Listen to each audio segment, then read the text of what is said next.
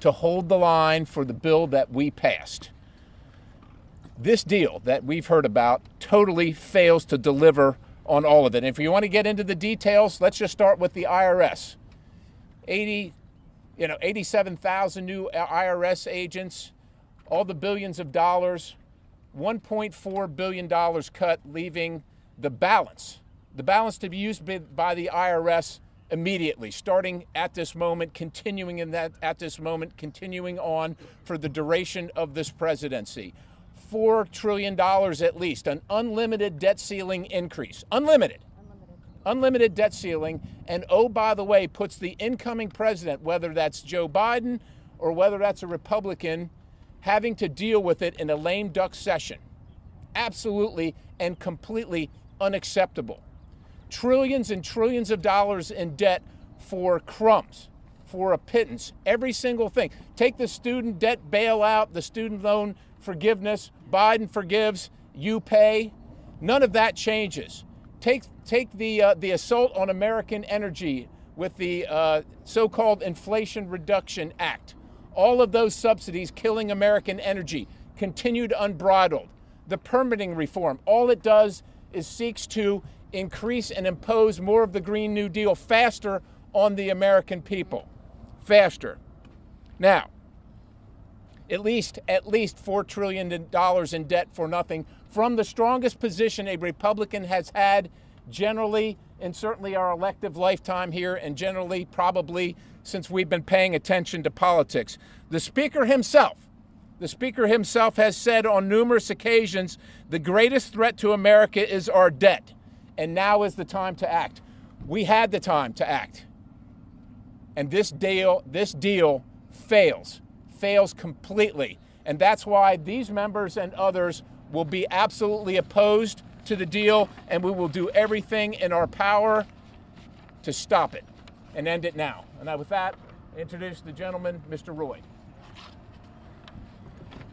Well, I thank Chairman Perry. I thank my friends here who have been for a long time making clear to the American people that it's time for things to change in Washington.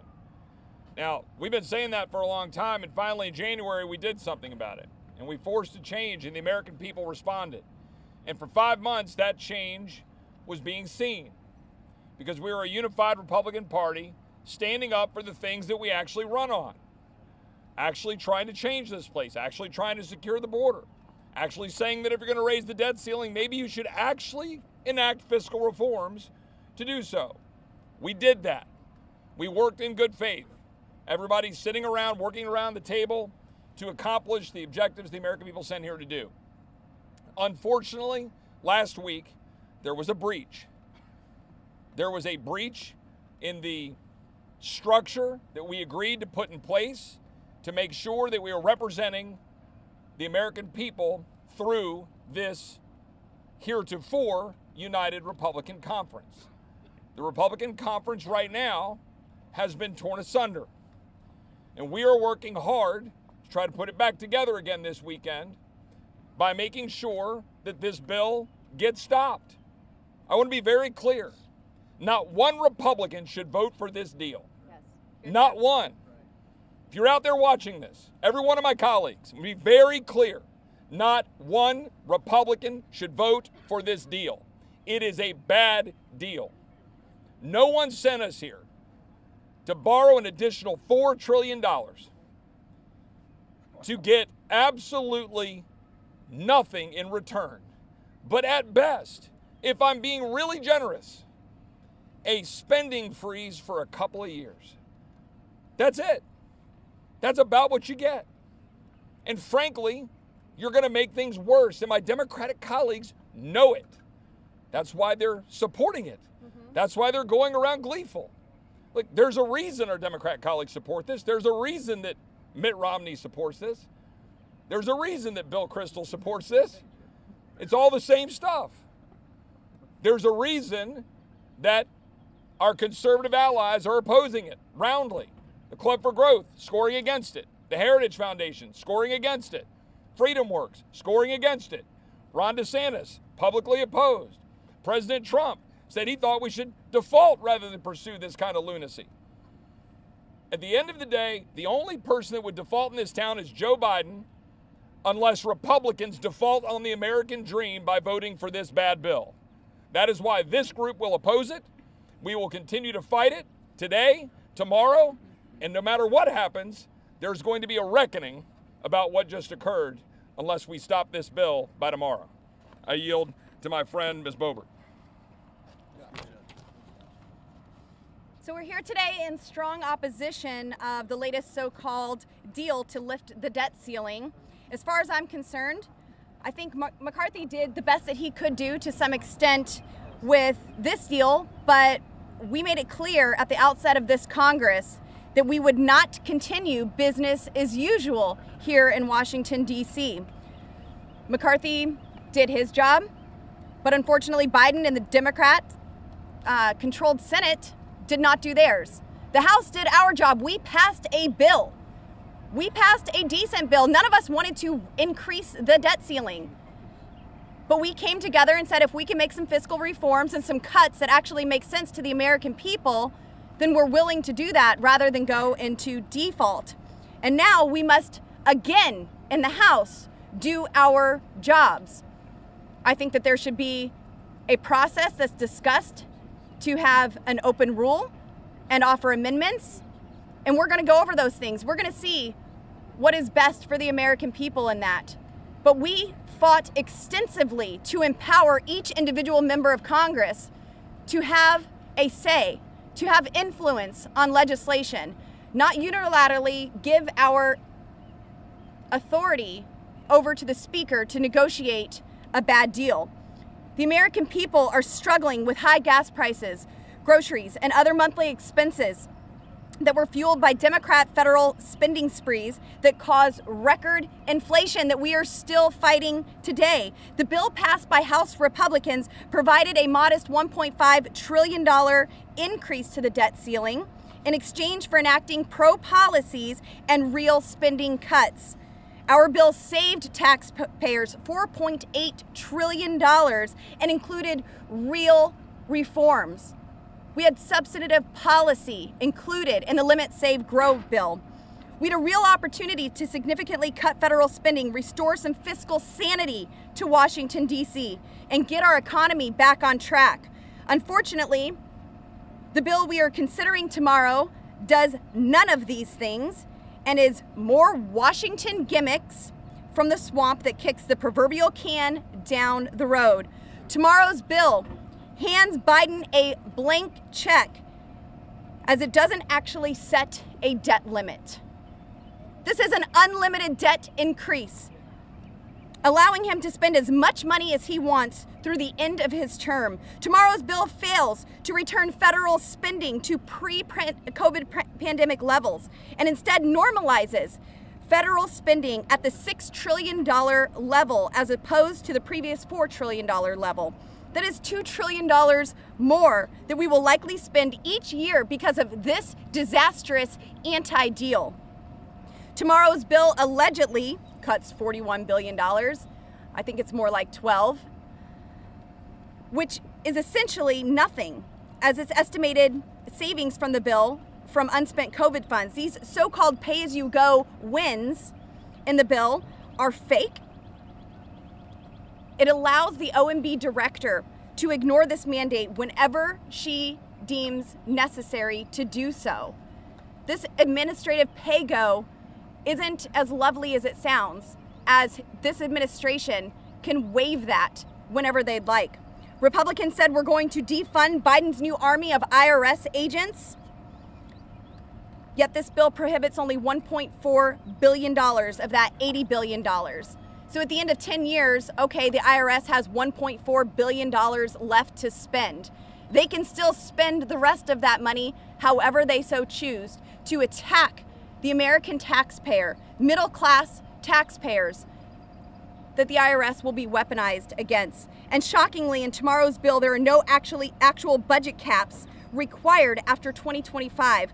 Only non-enforceable appropriations targets. CBO's estimate of $2.1 trillion in cuts that everyone is touting will never materialize because there is nothing real in this bill to enforce. In short, tomorrow's bill is a bunch of fake news and fake talking points that will do nothing to rein in out of control federal spending.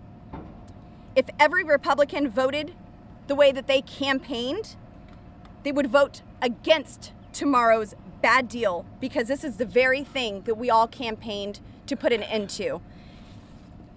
I yield to my former chairman, Mr. Biggs. Thank you, Representative Boebert, and thank you, Chairman Perry, for organizing this, and I'm thankful to my colleagues who are here speaking about this ridiculous, ephemeral deal. And thank you to those of you who are here from the press and those back home who are watching. So, you know, I didn't vote for that last deal, okay? I didn't do it because there's 1.5 trillion, and I just said, you know, that's probably more than I can go. But I'll tell you what I see here in this deal is absolutely one of the biggest abominations since I've been in Washington, D.C.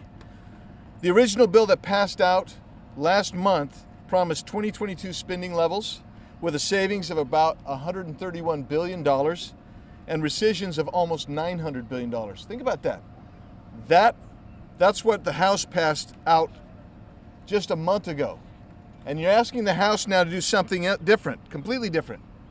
The McCarthy-Biden plan nets only $9 billion in actual savings and $29 billion in rescissions. But even that $29 billion is false. Mm-hmm. It's false. The likelihood that the savings totally goes away, and the bill indicates that the $22 billion of the rescissions will be proposed, they're going to be used to get around the so-called spending caps. That's what's devised here in this plan. The McCarthy-Biden plan blows up the debt ceiling from the already outrageous national debt of $31.5 trillion to be more than $36 trillion by January 1st, 2025. But they couldn't even be honest about that, because the McCarthy-Biden deal is designed to actually fool you. Instead of estimating the actual debt ceiling that will be imposed by that date, January 1st, 2025, they simply say that will be the date. There'll be an unlimited cap. There won't be a cap for 19 months of the Biden administration. And the Biden administration is probably the most profligate administration we've seen. And that's saying something.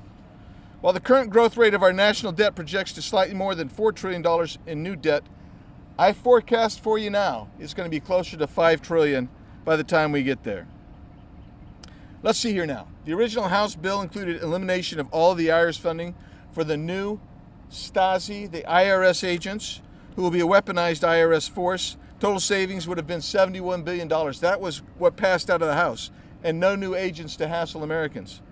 The McCarthy-Biden proposal is to prevent hiring of the force next year, not permanently, for savings of roughly $2 billion. And Republicans will have to fight to prevent the hiring of the agents a year from now. But even that is disingenuous, isn't it? Because that $71 billion was pre-authorized.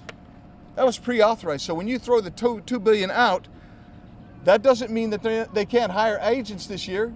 It just means that on the back end, they'll have $2 billion less than that $71 billion. The original House bill included rescissions of Green New Deal tax credits and subsidies, which largely benefit rich individuals and corporations. It's rumored that Bill Gates is one of the biggest recipients.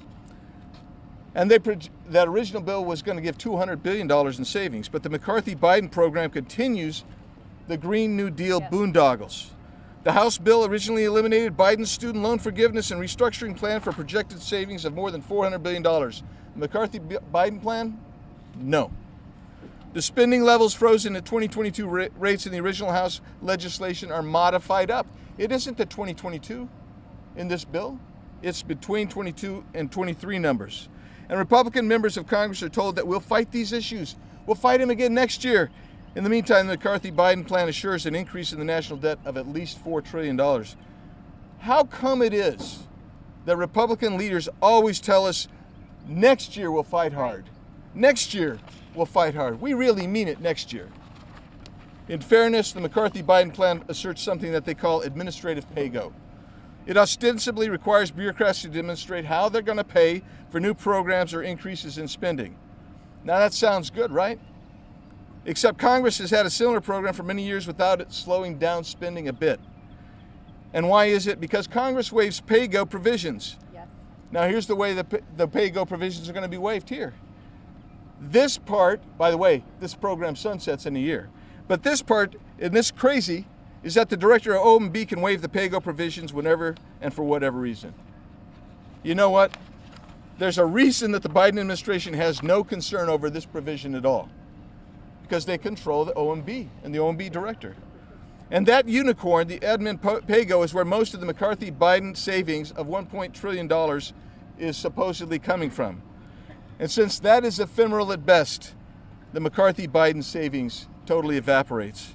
Another point that the McCarthy-Biden coalition supports disincentivizes the commitment to pass 12 appropriation bills as promised in January. That automatically creates a continuing resolution with a 1% reduction. But since you're actually moving spending up, you're not really going to see a true savings there.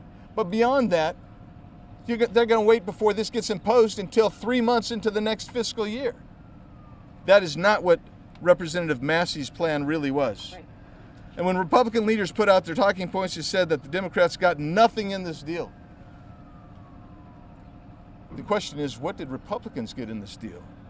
As progressive Democrat Pramila Jayapal stated, it doesn't cut spending and doesn't reduce the deficit. So what did Republicans get? I can't answer that. McCarthy-Biden proposal doesn't stop or even slow down deficit spending.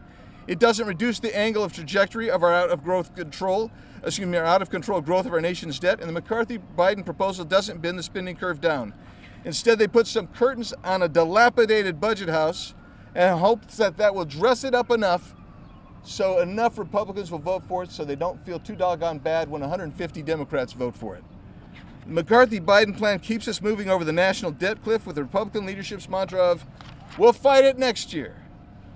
I thought the last plan wasn't good enough. I had no idea that we would see a plan as ephemeral and as malodorous as this plan. I am going to vote no. I urge my colleagues to vote no. And with that, I'm pleased to turn this over to my good friend from South Carolina on the Rules Committee, Mr. Norman.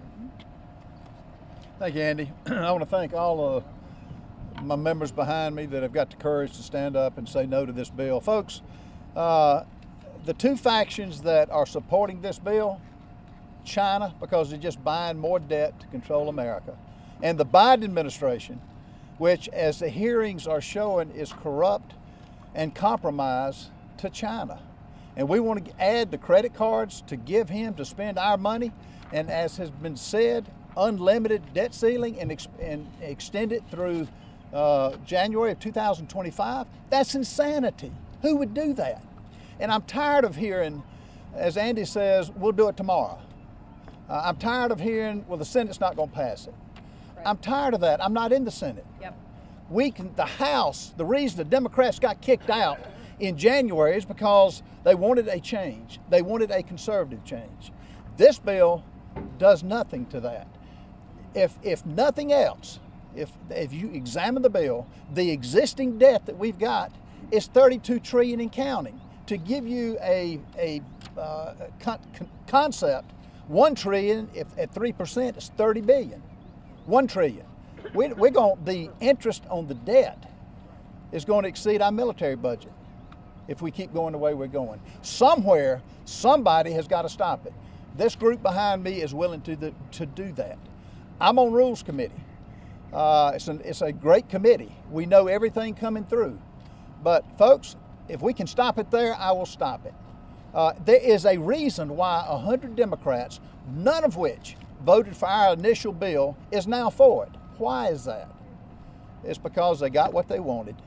And Kevin McCarthy had done a good job speaking the language. His number one slogan is national debt is the biggest threat we have to America. That's out of his words. And then to pass this bill, folks, it's time to go back to the drawing table. It's time for us to say no. And look, I don't buy Janet Yellen's "the sky's falling." She's moved the X date 3 times. June 1st, now it's June 5th, and I hear it's June 8th. What gives? Tax revenues are going to be coming in. We're not going to default. We're going to choose. They're going to say this. Let's call their bluff on it. The best deal is no deal. The time you get up and walk away from the table was when Biden spent 97 days dithering in Japan and God knows where else he went. And now all of a sudden, at the last minute, it's an insult to get a 100-page bill and be asked to decide on it on the spot. I won't buy a microwave unless I get it in writing. And here we are at the last minute. No, it doesn't make sense, folks, for any of you. Once you dissect the bill, this bill is un-American. It defies conservatism. No Republican in good conscience should support this. And go back to the drawing table. Let's go back. And if we're going to negotiate does not mean completely evaporate, completely dismiss the things that we passed with 218 votes. And I just want to thank my comrades behind me, and I wish other people will. And when you see the preview of coming attractions as Democrats passing this bill, that should tell you something. I call on, is Matt Rosendale or Andrew Clyde? Andrew. Thank you, Ralph. To my good colleague from the Carolinas, the Biden-McCarthy deal has been dubbed the Fiscal Responsibility Act. But in truth, there's nothing responsible about it. Make no mistake, this is the Fiscal Irresponsibility Act. For starters, it egregiously provides an unlimited, nearly 2-year debt ceiling increase until January 2025. So we have a date, but we don't have a dollar figure. So the federal government can spend unlimited amounts of money, your hard-earned tax dollars, until that date. Then they can plus up their cash on hand to normal operating levels at the end of it by at least 4 trillion, maybe 4.5 trillion. We don't know yet because there's no top number. Keep in mind, we're currently barreling toward $32 trillion in debt. The American people charged us with reducing this figure, not recklessly raising it at the whim of Joe Biden, whose big government socialist agenda has broken our economy, racked up tremendous debt, and burdened Americans with soaring inflation. For a long time, Speaker McCarthy has claimed that, and I quote here from February 1 of this year, the greatest threat to America is our debt. And I'd agree with him, but this agreement drastically increases the threat to America. Yet it includes almost zero cuts, clawbacks, or reforms that we fought for in the Limit, Save, Grow Act. Just take the IRS funding as an example. And this issue is personal for me because I was a victim of the weaponized IRS back in 2013. Despite claims that this disastrous deal eliminated funding for Joe Biden's auditing army of IRS agents, the bill text doesn't lie. In reality, the agreement cuts less than $1.4 billion. As a reminder, we promised the American people, the very first bill that this Republican Congress passed, that we would repeal the $80 billion that the Democrats appropriated to the already bloated IRS last year. We promised American taxpayers that we would protect them from increased and targeted audits. We promised the nation that this would be a top priority under a House Republican majority. This deal breaks those promises. Because after this deal, they still have over $78 billion to spend from now till 2031, hiring tens of thousands of IRS agents. So instead of 87,000, they might get 86,000 IRS agents, and they can do that tomorrow. The money is still available right now. But it doesn't stop there. No Reins Act. It upholds Joe Biden's student loan transfer scheme. Nothing for border security. It only reclaims $28 billion of unspent COVID funds, but that doesn't even go back to pay off our debt or to the Treasury. And the list goes on and on. But simply put, this isn't a win for the American people. It's a win for Washington. And I didn't come to Washington to maintain the swamp status quo or to rubber stamp some fiscally irresponsible deal.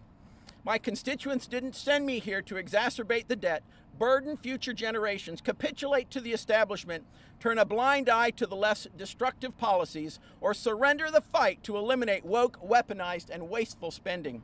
They sent me here to fight for them, to fight to restore fiscal sanity to this broken government, and to fight for the future of our republic. I'm a hard no on this fiscally irresponsible insanity, and I urge more courageous and fiscally responsible Republicans to join me in that hard no. Now I'd like to turn it over to my friend from North Carolina, Mr. Bishop. Am I next? Very good. Thank you. I'm Dan Bishop from North Carolina. And I want to make sure I'm pithy here, because so you guys don't just have to listen to, because these guys have covered it pretty well. But it's not just that every Republican should vote against this. It's a little bit more than that. This is a career-defining vote for every Republican. All of you guys know that thus far in this Congress, the dynamic force in Washington has been the unified House majority. The fact that we resolved in January on concrete details how we were going to go forward together. And it has been impactful over the first several months of Congress. Imagine the decision of Kevin McCarthy and his negotiators to forfeit that. Imagine that. Why would you give that up? Can you imagine doing it in the middle of a negotiating process without at least putting us all in a room to hash out, or representatives from our several groups among the Republican conference who've gotten together before? Yeah. Can you calculate the cost of surrendering that advantage? But maybe worse. You know, in Washington, I thought the least present quality was courage. But I'm afraid truth tops that. This bill, as others have given you detail on, is chock full of cosmetic things, yes, artificial things, things that actually have been outright lied about, misstated, like the change to IRS funding. In every supposed get for the Republicans, they are chock full of cosmetics. But the hard and cold reality, and again, there's not a member here who can tell you exactly what the increase in the debt will be. We just know the timing that it has been moved out. People said, actually, Kevin McCarthy said the Democrats didn't get anything in this bill. Who do you think wanted the maximum length extension of the debt ceiling and to make it undefined so nobody can pin it down? It may be $6 trillion. I always think it's useful to say, do you know what a trillion is? Do the American people are they capable of evaluating? You know what a trillion is? Somebody told me, I think it's about right, is a trillion is $8,000 for every man, woman, and child in the United States. So at $31.4 trillion, you're talking about every one of us walking around with a $250,000 extra mortgage. $4 trillion more will take that up $32,000 over the course of 2 years. And what does the device of 2 years do? It removes the issue from the national conversation during the presidential election to come. How could you more successfully kneecap any Republican president than to take that issue out of his or her hands? That's what's being done. So now let me tell you what has to happen from this point forward. Every one of the people standing here are those people who had the courage and were prepared to be the truthful ones to stand up in January and contest the Speaker election in order to get that agreement that unified the Republicans, that allowed the Republicans to pass a bill with 218 votes when they told us we could never do it. These people did that. There are other men and women of courage and honesty in the Republican conference. Some of them have come out in the last hours. Corey Mills, Nancy Mace, Mike Waltz I just saw, Wesley Hunt. Many more need to emerge. If there is any path to salvaging what we began as a unified conference, if there is any path to that, this bill, if it passes, must pass with less than half of the Republican conference. That is the challenge. And it is no longer, look, we're prepared to stand up and take the slings and the arrows. We're prepared to tell you the truth. We're prepared to act in courage and honesty to the American people. It falls to my other colleagues who have not joined us before. This is the moment now.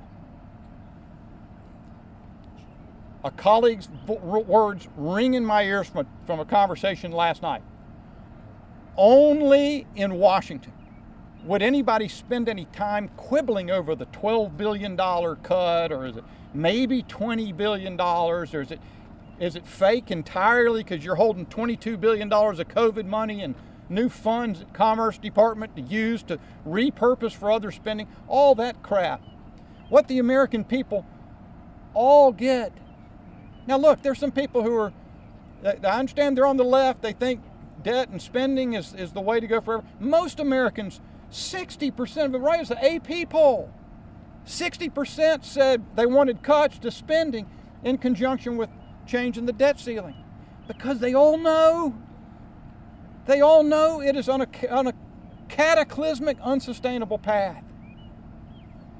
And so what they know is, look, they didn't want our bill, right?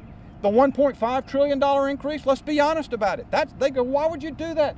Because that bill had an articulable path that we embarked on. That would take many phases, by the way, but we could eventually turn this place and get to back to a politics of sanity. Not this. The only thing we get here is tokenism, a token, artificial, fake, nothing benefits, and you don't even need to talk that long as I have to Americans for them to understand $4 or $6 trillion in debt growth. That is insane. So, to my colleagues in the Republican conference, you have a few hours to make up your mind. You are the key to our being able to reacquire the unity. Now, it's going to take some steps, by the way, because the leadership decision to forfeit that is going to have to be dealt with. I yield to my friend from Florida. I've sort of made a career. Hang on. Oh, are you going now? I'm next. Oh, I introduce Byron Donalds everywhere I go, but today I'm going to introduce Bob Good of Virginia. Thank you. I won't claim to be pithy. I will be pithy, though. This year, we came into the year with a record $31 trillion national debt for the first time in the history of the country. We also came into the year with a new Republican majority, promising we would be different, running on fiscal responsibility, running on balancing the budget. And yet, what was the Democrat position on the debt ceiling battle? Was an unlimited debt ceiling increase with no conditions. That was the Democrat position back in January. We had a speaker battle back in January, and that battle flowed out of two components. Number one, past history where Republican leadership, when we had the majority, passed major spending packages with a majority of Democrat votes. I predict that will happen tomorrow night. The other part of that challenge, leadership challenge, was a failure to use every tool at our disposal to effectively fight to stop the radical left agenda, to stop the Biden agenda. We've had 2 years of the most amount of spending in the history of the country, $10 trillion in new spending for the first 2 years of administration, first time that's ever happened. The Republican majority came together, despite the predictions of failure, and passed the Limit, Save, Grow bill. Most of us, if not any of us, have ever voted for a debt ceiling increase before. We didn't want to increase the debt ceiling at all. We wanted to cut spending so much we would never have to do it. But we came together with the provisions of the Limit, Save, Grow bill to raise the debt ceiling by a responsible $1.5 trillion in exchange for some $5-6 trillion of cuts over time. Then, while we were not participating, without the participation of the Republican body, you have our own leadership come together and jettison, dismiss all the provisions of the Limit, Save, Grow bill and come up with what the Democrat position was 3 months earlier. Raise the debt limit with no conditions. This deal makes default more likely in the future. A true default is when you can no longer borrow, you can no longer service your debt, you can no longer meet your obligations, and this deal makes it more likely, with a $3 to $4 trillion increase over the next year and a half. Every Republican should oppose it. No Republican should vote to validate, affirm, and own Biden's agenda. And that's what this bill does. We inherited the Biden agenda back in January. We have determined, or declared at least, we would fight against it, we would stop it, we would reverse it, and instead a Republican vote for this bill is a vote for the Biden agenda to keep it level over the next 2 years and increase the national debt by some $3 to $4 trillion. Every Republican should vote against it. And now I'll turn to Byron Donalds from Florida. So first things first, to the American people, Washington is doing it again. While you were celebrating Memorial Day, all of our men and women who gave their lives for this great nation, and you were spending time with your family and your friends, this town was cutting another crap deal that's going to put you more in debt with no real changes whatsoever. So the American people need to understand full and well, do not listen to the talking points. Do not listen to the cool phrases that are being thrown out in commercials on CNN or Fox or MSNBC, because Washington is lying again. This bill has no cap in raising the debt, just a date in the future. We have no idea what that number is going to look like. Some people are saying $4 trillion, some people are saying $3.5 trillion. This bill in year one might cut $12 billion if you just want to be generous. So who here thinks it's cool to cut $12 billion in exchange for $4 trillion? I don't think that's cool at all. This bill actually keeps the Biden baseline intact for the federal agencies.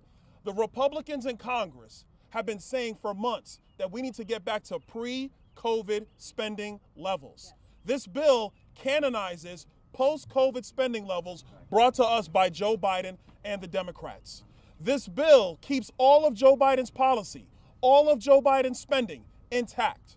This bill does nothing for the Green New Deal subsidies that are going to cripple our electric grid. So when Americans are trying to figure out that they went and bought this electric car that they were subsidized to buy, but when they plug it in, there's not enough electricity on the grid, that is because Washington subsidized all these Green New Deal projects and nobody stood up to it except for people standing behind me right now. To my Republican colleagues, do not vote for this bill. I'm telling you right now, your voters back home are going to look at you and say, why did you vote for a bill that keeps all of Joe Biden's policy in place and all you did was raise the debt ceiling? They're going to tell you, why did you not stand up and demand that they go back to the table and renegotiate this deal? These negotiations happened. Listen, in negotiations, you go through it, you figure out what comes out the other side. But now it's time for the Republican members of Congress to weigh in on these negotiations. That is why I am a no. That is why the men and women behind me are no's. That is why more and more Republicans, as they read this bill, they are no's. And I will add this last thing. It's funny that the White House's talking points are very cheery. That the White House is telling Democrats, have crocodile tears, but vote for the bill. It's funny that you have 100 Democrats who are now greenlighting they will vote for this bill. You know why they're going to do that? Because none of their policy is changed and they get to keep all of their spending. And last but not least, if we were going to do something constructive for the country, if Joe Biden didn't want to get rid of his crazy Green New Deal spending, the least we could have done is secure the southern border. Yes, hear, hear. And we didn't do that either. To my Republican colleagues, vote no. Vote no and do the right thing. And let's go find a better deal. Cloud. Sorry, Cloud, I didn't even introduce you. I apologize. Michael Cloud, Texas. Hey, Michael Cloud from Texas, 27th. This nation is racing toward a fiscal cliff. That's not news to anyone here. But for too long, Republicans have bemoaned the left as they race toward a fiscal cliff and called it success when we jog toward that same cliff. And indeed, this was a big part of the discussions leading into this term. A lot of what got characterized as the speaker's fight was also an internal discussion about who we were going to be as a conference coming into this term, what things we were going to stand for. And a number of us got up and said, I'm not here to fill a seat. I'm not here to play Congress, and I will not settle for anything less than turning the corner on this and putting us in the right direction. This deal does not do this. This deal plays the same fuzzy math, show game, fiscal games that this place has played for years to use the American people as collateral to build a $31 trillion debt. This deal, as all the talking points have said, you've heard today, you know, when we put a debt ceiling out there, we don't even have the courage to put an amount on it, right. But instead we put it on a date in the middle of a lame duck session so that the American people will not be able to speak to it in the next election right before another president is elected. That's swampy games. This kind of stuff has got to stop. We've got to do what we said we were going to do. It's very simple. When you come to Washington, you do what you say you're going to do. If you say you're going to get rid of 87,000 agents, you do it. You don't play a shell game with it and say you're not going to do it. This bill, at best in the outcome, funds the same leftist, woke, weaponized government at 99% of the massively inflated 40% growth we've seen over the last two to 3 years of this government, at best. And so we have Republicans who will come and they'll campaign on, we're going to get rid of this government that targets teachers at school board meetings. We're going to get rid of the spying on American citizens. We're going to get rid of the policies that ignore the law. We're going to secure our border. Well, you can't do that if you disincentivize the appropriations process and take away the tools we have to get rid of stuff. You know, on the Appropriations Committee, we've been going through this thing for the months, looking for all this crazy spending. Do you know our cafeteria here pays an NGO to consult on our use of plastic straws? Wow. That is how ridiculous this government has grown in putting a burden on the taxpayers. Flip a coin, use paper straws, use plastic straws. I don't care, but let's not be funding this on the backs of taxpayers. This kind of craziness has got to stop. This nation cannot stand one more generation of politicians in D.C. who are willing to go out and win the messaging war, but fail to secure real reforms that secure the blessings of liberty for this next generation. We've got to stand. We've got to hold the line. The American people deserve no less. And I'd like to invite up my friend and colleague from Texas, Mr. Keith Self. What's up, Michael? Yes. Good job, Michael. Well, it's starting to feel like my native Texas out here. So I'm going to keep this short because I have listened to my very eloquent colleagues here. I have renamed this bill the Sleight of Hand Spending Bill. Something that's not been discussed here, so I won't rehash old ground here, but we've been very proud of the work requirements. Yes. In this bill, we have temporary work requirements, but we've added permanent new exceptions. That, ladies and gentlemen, is a sleight of hand. With that, I yield to the chairman, General Perry. Thank you all. We're going to take questions, but to sum it up, look, what this bill does is underwrite for the rest of the 2 years the woke, weaponized Biden administration and all their policies, and Republicans should not be responsible for that and should not play a part in it. Yes, sir. Thank you, Chairman Perry. Jackson Richmond, Epoch Times. Were the bill to go forward, would you file a motion to vacate the chair? Look, we are focused. I'll let each member speak for themselves, but for me, I am focused on defeating this bill. What happens post that and the agreements that we have, we will decide once we've determined the disposition of this bill and its finality. Yes, ma'am. Thank you, Chairman Perry. NTD television here. What's your message to some Americans who might be more worried about a potential default? We are not going to default. We are taking in record revenues. As a matter of fact, in the month of June, the biggest, because of the quarterly, the biggest glut of cash comes into the federal government. There was no chance of ever defaulting, not paying on our debt, not paying Social Security, not paying Medicare, not paying veterans benefits. That was never going to happen. This is a scare tactic. What this bill does is lead to an eventual complete default of the United States. That's what it does, and that's why we're opposed to it. Yes, ma'am. Let me add to Chairman Perry's point on that. There were many other options available. So you could do, I mean, for a short period of time, you could do a clean limit increase if necessary. What was decided upon is the worst possible answer to that question. Yes, ma'am.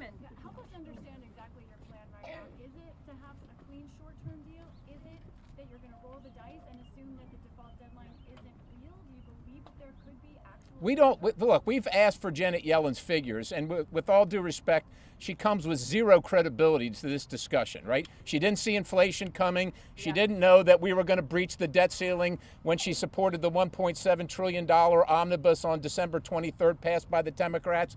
She's moved the dates multiple times. So we don't believe her figures. We've asked to see her figures. Nobody here wants to default. And I want to remind everybody here, these members and this side of the building voted voted to not default over a month ago. While we appreciate and respect that you're here listening to us, you need to go to the other side of the building and ask the Senate what they have done to avoid default instead of continually asking us. We passed a bill. That's what we did. Sir. Mr. Chairman, can I jump in here real quick? And I just want to add one thing. Look, there are two paths here. Take up the bill that we passed. It's a good bill. It's sitting over in the Senate. They can pass it and send it to the president. Second, Speaker McCarthy should pull this bad bill down. We should stop taking this bill up right now. I don't think he even has a majority of his own conference at this point. We'll find out later today.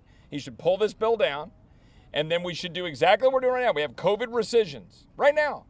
COVID rescissions are in the bill. COVID rescissions of $29 billion. They've already taken that in this bill, and they've swept $22 billion and just set it over to the Department of Commerce for play money. To spend. Take that money, take IRS money, and go tell Janet Yellen, you're going to pay every bill you need to pay, and we're going to sit down at the table and do the job for the American people. But don't tell me you're going to put me over a barrel for $4 trillion because you refuse to do your job. That is what Speaker McCarthy should have told the President of the United States. Chairman. Yes, ma'am. I know that you don't want to address the motion to vacate the chair, but some of your members behind you have said that it is an option on the table. How many of you would say that the motion to vacate the chair and replace Speaker McCarthy is on the table? We are dealing with the bill right in front of us. You can talk to these folks and anybody else you want to after this press conference individually. We're here having a press conference about the bill and the issue on the table. Yes, ma'am. Okay. All right. We're blown away by that, Olivia. Thank you all. It's been great to see you.